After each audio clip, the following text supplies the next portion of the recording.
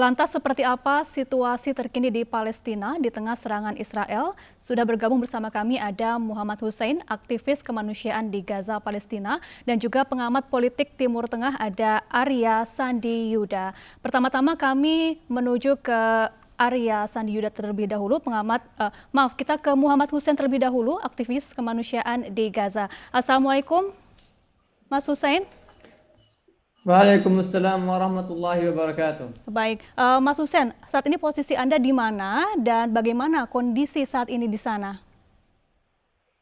Ya, saat ini saya sedang berada di jalur Gaza bagian tengah, tepatnya di sebuah kota kecil namanya Madinatuz Zahra. Hmm? Dan sampai saat ini serangan udara Zionis Israel masih terus berlangsung di sejumlah wilayah berbeda, terutama di jalur Gaza bagian utara, di mana korban paling banyak berjatuhan, baik korban jiwa maupun korban luka. Hmm. Mas Hussein, seperti apa serangan saat ini yang masih terus berlangsung yang dilancarkan oleh Israel di sana? Dalam 3 hari terakhir ini, pihak Israel sudah mulai mengerahkan selain serangan dari arah udara dengan jet-jet tempurnya, mereka juga sudah masif melakukan serangan melalui darat di perbatasan dengan menggunakan tank-tank baja yang memang difokuskan di sepanjang perbatasan timur jalur Gaza, dan juga beberapa kali serangan dilakukan dari wilayah laut oleh patroli militer laut. Baik, lalu adakah wilayah yang aman bagi warga di sana? Tidak ada wilayah yang bisa dikatakan aman. Semua wilayah memiliki tingkat risiko yang sama, karena memang Gaza ini bukan wilayah yang luas, hanya 48 km panjangnya dari ujung ke ujung, dan semua warga, semua sipil di Gaza memiliki kemungkinan terkena serangan yang sama. Baik, jika hal seperti itu terjadi, kemana warga akan mengarah jika situasi semakin memburuk, Mas Hussein? Oke. Iya, itulah kendala hidup di Gaza. Di Gaza tidak ada fasilitas perlindungan seperti misalnya di Israel terdapat bunker-bunker, shelter-shelter untuk warganya berlindung. Di Gaza tidak ada fasilitas tersebut, jadi warga hanya pasrah. Tadi malam misalnya ada satu kota itu penuh harus mengungsi karena sudah sangat berbahaya kondisinya. Mereka hanya bisa mengungsi ke sekolah-sekolah milik PBB yang dirasa aman, karena memang itu di bawah perlindungan PBB. Namun yang sudah biasanya sekolah PBB pun tidak luput dari serangan Zionis Israel. Baik, tidak ada tempat mengungsi yang aman ya bagi warga di sana. Kemudian data terakhir, berapa jumlah korban tewas akibat serangan ini? Berdasarkan lembaga resmi pemerintah lokal menyebutkan jumlah korban jiwa sudah mencapai angka 119 meninggal terbunuh, di mana 31 diantaranya anak-anak dan 19 diantaranya wanita. Sementara jumlah korban luka mencapai angka 830. Baik, kita ke Pak Arya Sandi Yuda, pengamat politik Timur Tengah. Pak Arya, 119 orang tewas di jalur Gaza. Ini merupakan konflik terburuk sejak 2014. Bagaimana Anda melihatnya, Pak Arya? Iya, yang sebenarnya mohon maaf nih, suara saya mantul, bisa diatur nggak? Baik. Ya, yang sebenarnya terjadi. Halo? Ya. Baik, ini sudah dibenarkan, silakan feedback. Pak Arya. Ya. Halo.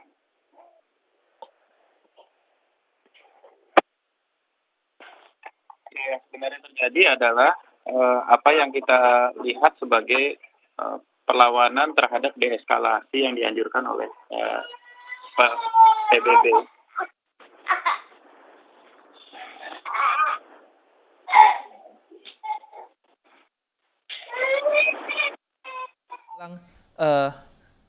Cukup parah. Nah, kami sembari memperbaiki audio dengan Pak Arya, kami kembali lagi ke Pak Hussein. Pak Hussein, jika sebanyak itu yang meninggal, lalu apakah dan yang terluka juga tadi ada 800 lebih, apakah fasilitas kesehatan di sana masih bisa menampung orang-orang yang terluka ini, Pak Hussein?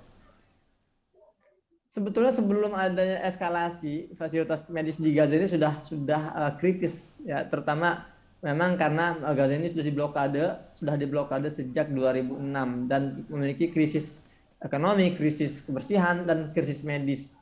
Ditambah lagi adanya pandemi COVID juga yang menambah krisis di rumah sakit, dan adanya eskalasi kali ini yang menimbulkan banyak korban luka ini juga semakin membuat permasalahan atau polemik di rumah sakit di Gaza semakin semakin buruk, di mana banyak warga korban luka ini terbengkalai, mereka tidak mendapatkan pelayanan yang semestinya didapatkan, ruangan-ruangan penuh serta tenaga medis juga yang kekurangan dan obat-obatan yang benar-benar sangat kekurangan. Makanya ini menjadi harapan besar warga Gaza untuk adanya segera datangnya bantuan-bantuan negara-negara asing terkait permasalahan ini, terutama masalah medis. Kalau untuk pasokan makanan bagi warga di sana bagaimana, Pak Hussein? Seperti halnya krisis medis yang tadi saya sebutkan, pasokan makanan pun memang sejak awal sudah sulit karena blokade. Apalagi dalam kondisi seperti ini warga tidak bisa keluar karena risiko tinggi, ya, risiko terkena roket sangat tinggi. Jadi lagi-lagi kita berharap agar secepatnya paling tidak ada ceasefire, gencatan senjata, agar saya sendiri pribadi yang mengelola lembaga kemanusiaan bisa bergerak dan mendatangi rumah-rumah warga yang memang membutuhkan logistik darurat. Kita sudah menggalang donasi dari Indonesia dan kita sudah terkumpul beberapa nominal. Namun kita masih menunggu agar keadaan lebih kondusif dan kita bisa mulai bergerak turun ke lapangan membantu warga yang membutuhkan. Baik. Mas Hussein, bisa digambarkan bagaimana situasi kengerian warga di sana, terutama anak-anak di sana, Mas Hussein? Iya, anak-anak Gaza ini banyak yang menderita trauma karena memang guncangan bom itu sangat luar biasa ya. Di rumah saya saja dari semalam itu sudah berkali-kali terguncang dan anak-anak saya terbangun karena guncangan-guncangan tersebut dan tidak bisa tidur lagi. Apalagi di wilayah-wilayah utara yang memang mereka harus keluar rumah, harus mengungsi karena beberapa bagian rumahnya hancur total. Dan sampai saat ini itu masih terus berlanjut di sejumlah wilayah. Dan memang saya selama 10 tahun saya di Gaza, mungkin ini menjadi momen terparah yang pernah saya lewati dalam hal eskalasi. Kalau ini berlanjut maka kemungkinan korban jiwa akan semakin bertambah secara signifikan dan infrastruktur di Gaza akan semakin hancur karena pihak penjajah ini benar-benar mentarget gedung-gedung perkantoran, gedung-gedung perumahan dan tempat tinggal para warga sipil. Baik, saya ke Pak Arya. Pak Arya, sudah lebih dari 119 yang meninggal, lebih parah dibandingkan dengan tahun 2014. Bagaimana Anda melihat hal ini? Apa yang terjadi di Gaza sekarang sebenarnya bertentangan dengan anjuran UN, ya, United Nations, Perserikatan Bangsa-Bangsa yang menganjurkan adanya deeskalasi setelah kejadian di Sheikh Jarrah di sekitar kompleks Masjidil Aqsa. Ini sebenarnya kan juga menjadi situasi yang memperburuk keadaan karena memang anak segala bangsa di banyak negara sudah memberikan teguran kepada apa yang dilakukan oleh Israel, termasuk juga negara-negara yang biasanya secara tradisional tidak terlalu keras kepada aktivitas atau agresi Israel. Misalnya Perancis bahkan menegur bahwa harus ada tindakan yang lebih proporsional terkait dengan apa yang dilakukan oleh Israel. Dan sebenarnya ini menjadi lebih buruk karena memang anjuran PBB menjadi tidak diindahkan. Deeskalasi yang dimaksud harusnya itu Israel menghentikan kolonialisasi model kuno dengan membangun pemukiman ilegal yang memang sedang dilangsungkan itu. Nah, apa yang dimaksud dengan illegal settlement atau pemukiman ilegal itulah yang sebenarnya menjadi agenda besar di balik pencaplokan wilayah atau pengusiran beberapa keluarga dari rumah mereka di Sheikh Jarrah. Jadi Sheikh Jarrah sebenarnya bukan hanya spot atau kejadian biasa tentang pengusiran warga atau ada sengketa tanah sederhana, karena dia sebenarnya bagian dari master plan yang dimulai dari 1948. Jadi Israelis master plan tentang illegal settlement yang lebih luas, yang sebenarnya kalau kita hitung itu rangkaiannya sudah berlangsung tadi sejak 1948 dan jumlah illegal settlement yang ada di wilayah pendudukan itu sampai 600.000 orang gitu. Jadi memang inilah yang kemudian saya kira menjadi penting diskusi publik yang diadakan salah satunya oleh iNews TV dan beberapa media karena banyak sekali media yang salah merekam situasi ini sehingga terms yang digunakan itu tidak sesuai dengan fakta. Misalnya penyebutan eviction. Eviction itu menurut saya di beberapa pemahaman itu seakan-akan ini gambaran hanya pengusiran atau penggusuran dari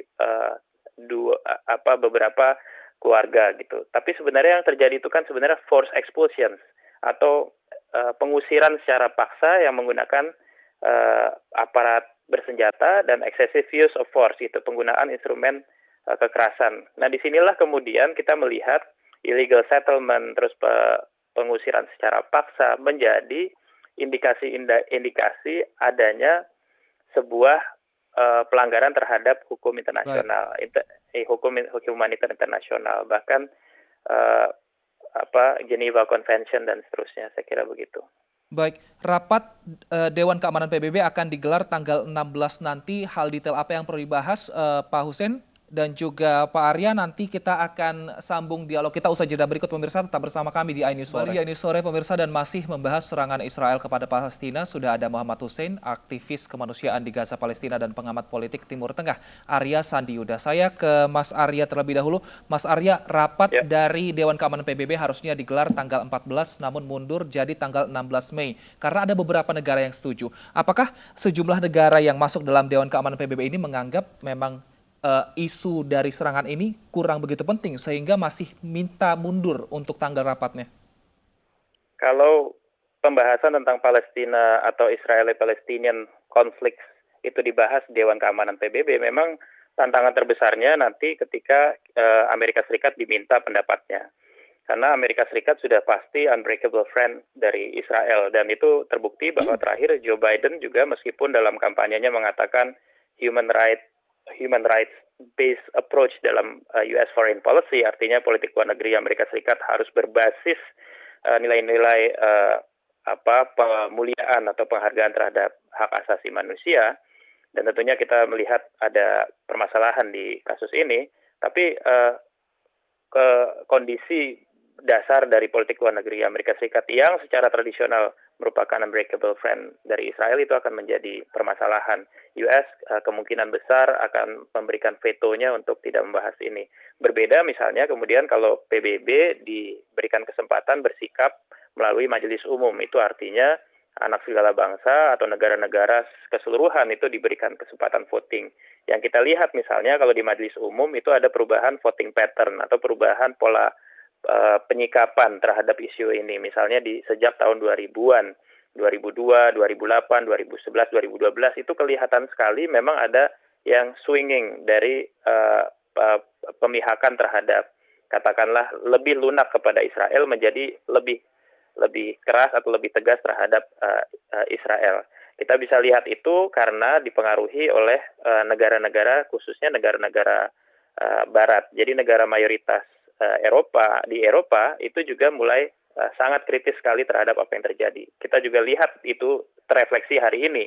Ada British lawmaker atau anggota parlemen Inggris yang mengangkat masalah isu serangan terhadap Sheikh Jarrah, ada kemudian anggota parlemen di Amerika Serikat. Jadi memang terjadi perubahan yang signifikan bahwa negara-negara Barat sekarang mulai sangat kritis, dan itu hanya mungkin terjadi kalau kita PBB memberikan kesempatan kepada majelis umum, bukan di Dewan Keamanan yang sangat terbatas, dan ini juga jadi kritik dari banyak pihak. Ya, kita kembali ke Mas Hussein di jalur Gaza. Mas Hussein, tadi Anda menyebutkan 119 orang tewas di jalur Gaza, kemudian pasokan medis dan makanan juga sangat terbatas. Saat ini bagaimana distribusi bantuan di sana dan apa yang paling dibutuhkan oleh warga di sana saat ini?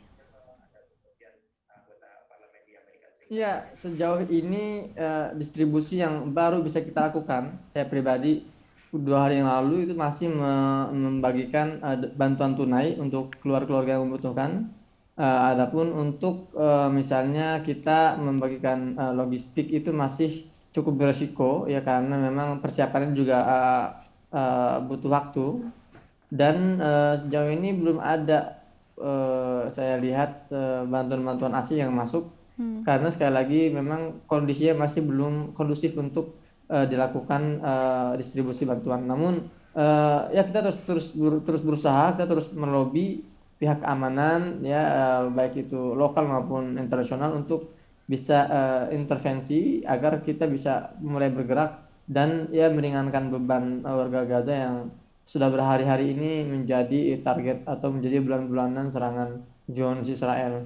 Baik, intervensi dari beberapa negara. Mas Arya, Pak Arya, sebenarnya seberapa penting peran dari kepala negara yang mengecam atas konflik ini, seberapa penting kepala negara bisa meredam konflik ini? Sangat penting ya, apalagi kalau kita lihat negara-negara Arab yang beberapa tahun terakhir, katakanlah sangat diragukan integritasnya dalam hal pemihakan terhadap rakyat Palestina dan agenda Palestina merdeka. Negara Arab, terutama Gulf Cooperation Council, itu banyak sekali yang melakukan normalisasi atau pembukaan hubungan diplomatik dengan Israel berapa tahun terakhir. Dan momentum ini yang sangat kritikal ya, sangat kritikal menentukan integritas mereka. Ternyata sebagian mereka juga menunjukkan sebenarnya masih memberikan kritisi yang cukup tegas ya. Misalnya Yordan bahkan terkait dengan Sheikh Jarrah terkait sengketa klaim kepemilikan tanah, itu Yordan bahkan memberikan secara terbuka bukti-bukti bahwa dokumentasi Sheikh Jarrah telah diberikan oleh Yordan, karena Yordan itu di wilayah tepi barat itu masih masuk otoritas Yordan. Ya, Yordan pernah memberikan itu untuk warga Palestina. Dan juga kemudian sikap Uni Emirat Arab, Saudi Arabia itu sangat penting karena mereka sedang dalam ujian integritas terkait dengan pembelaan Palestina. Masalahnya adalah apakah negara-negara ini bisa asertif negara seperti Turki misalnya yang berusaha mendorong penggalangan di kalangan great powers gitu. Turki kan berusaha menggalang Putin dan seterusnya untuk bersikap lebih, karena ini sebenarnya momentum melihat juga faksional di antara tepi barat dan Gaza. Di momentum ini sepertinya tidak terlalu kental, bahkan ketika ada tepi barat Sheikh Jarrah bergolak, Gaza merespon dukungan, Gaza bergolak, tepi barat merespon dukungan. Jadi ini situasi yang agak menarik. Baik, Mas Hussein, banyak warga terutama anak-anak yang trauma akibat serangan ini. Bagaimana penanganan di sana untuk memulihkan trauma warga di sana? Ada beberapa lembaga-lembaga internasional yang berada di Gaza. Memang mereka itu bergerak di bidang trauma pasca perang. Ya, dan itu meskipun masih minim, tapi paling tidak adalah usaha-usaha dari beberapa lembaga luar ini untuk membantu anak-anak Gaza keluar dari trauma mereka. Selebihnya ya mereka hanya mengandalkan ya bantuan dari keluarga, kemudian juga orang-orang sekitar untuk terus menguatkan mereka. Dan diantaranya kami juga biasanya setelah adanya agresi seperti ini, kami langsung mengunjungi rumah-rumah korban, kita memberikan bantuan tunai, kita membawa anak-anak yang misalnya masih trauma, kita bawa tempat rekreasi untuk ya memberikan mereka hiburan-hiburan, dan itu juga lumayan efektif ya. Kita juga terus memantau perkembangan mereka, kita mulai terus berusaha mengadvokasi mereka dari segi kejiwaannya seperti itu. Dan selain itu saya tidak melihat adanya hal yang bisa dilakukan di Gaza, kecuali memang harus ada pihak-pihak luar yang lebih masif masuk ke Gaza untuk juga membantu anak-anak Gaza ini keluar dari masa traumanya. Baik, terima kasih Mas Muhammad Hussein, aktivis kemanusiaan di Gaza, dan juga terima kasih pengamat politik Timur Tengah Arya Sandi Yuda telah bergabung bersama kami di iNews Sore.